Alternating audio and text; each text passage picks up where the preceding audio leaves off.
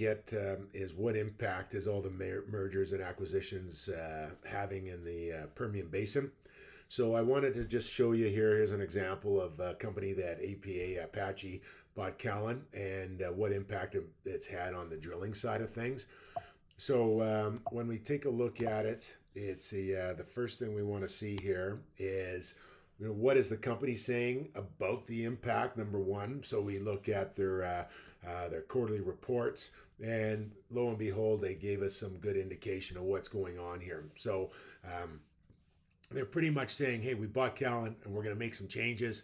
And this includes fewer wells per section, fewer landing zones, improved well design, sputter rigs, focusing on high grading rigs. So those are all things that they have on the queue that they brought into the acquisition that they feel can help them out. And I just wanted to find out a little bit more about some of their strategies to see what the opinion is, from the community. So if we look at it as the advantage of a sputter rig, so as Apache's making changes, and then because they said sputter rigs aren't being used a lot, I think that is reflected in some of the answers here. I said, do sputter rigs reduce costs, drilling time, or efficiency? It's pretty much even across the board. We've got some good comments. They do reduce cost, but not time. So that's one comment. Back in the day, so sputter rigs have been used around a lot, but not as much anymore. And then again, Apache does a great job of repackaging old ideas and making them new again. And then depends on your goals. Here's efficiencies. And then somebody that saw this with SWN and it worked quite well for them. So, kind of a mixed review, but all relatively positive that this will have an impact on one of those three areas. And then same thing, I just wanted to find out day rates, always interested in that. Asking the community, what do we think's happening from a day rate perspective? 46% of people think day rates are decreasing. So, if 46% of the people think that's happening out there, it's a good chance that is what's happening. So what do we look at it from a case study? I'm just going to give you a quick background on Apache, look at their drilling locations, and then we're going to look at HP 268, very productive rig for Callon for many years in the Midland Basin.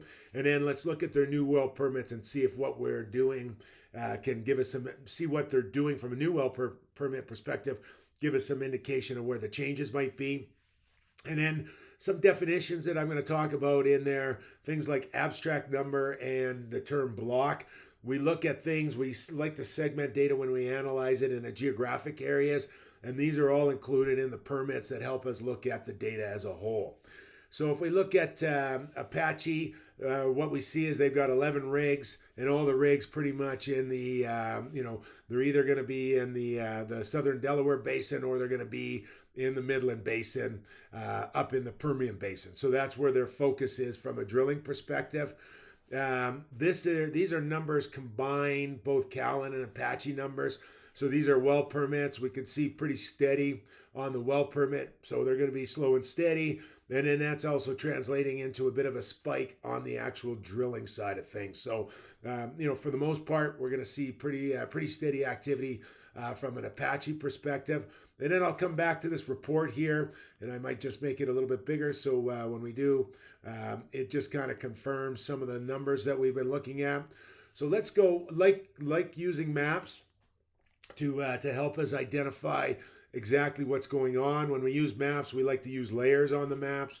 So the first thing I say, okay, well, where does Apache drill? So essentially this is the Permian Basin, and this is the Delaware Basin, and this is the Midland Basin. And these are wells spud the last 6 months. So it gives you a pretty good idea of what the number is. I should have added it up, but let's say it's 100 is what that comes out. So 100 wells last 6 months in the different basin, Midland being number one. And then we jump over into the Delaware, in the Ward and Loving County. So those are all areas that are pretty prolific for them. And then what we said is, okay, well, let's look at specifically H&P 268. So those are wells drilled since 2023 for H&P 268. And I talked about kind of blocks and leases. So here is the Y block. So it's the grouping. And then in the Y block, they had the Polaris lease, the Tomahawk, and the Ratcliffe lease. So that's a pretty good indication of where they've been drilling on that side of it. So that's probably what, so pick a block, put together a well-designed program. And again, most of this is Callon. H&P was working for Callon at that particular time. Pick your sections, pick your area. So here's our block. And then in there, we're going to drill out 12 wells. Those 12 wells might take us 90 days, 120 days. Really depends how it goes. So we've got 3 kind of multi-well pads that we're going to be drilling out on that side of it. And then the same idea, we can look at our other block, 37 T4S. So that gives you an idea of what a very prolific rig for Callon looked like. Very geographic focused, multi-well pads. In this case, 3 multi-well pads. In the case of the 37T block, we had 2 multi-well pads that they were drilling in that area, and then ultimately the 40T block, we had 1 multi-well pad that they were drilling, or 1 lease that they were drilling out in that area. So now we take a look and say, okay, well, what is going to happen next? Here are the well licenses.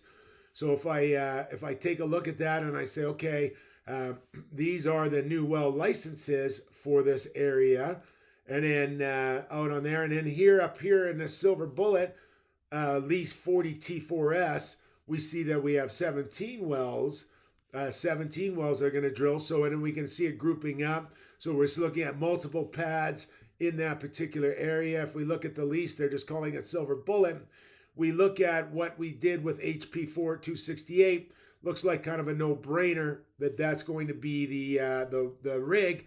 And if I go back and I look at the actual report on that and I say, okay, let's take a look at it. What we see here is the silver bullet lease. It's now Cactus 162. And if we look at the frequency of spuds, we can see that all the wells are spudded and now Cactus 162 is in there. So confirmation, they're now moving spudders.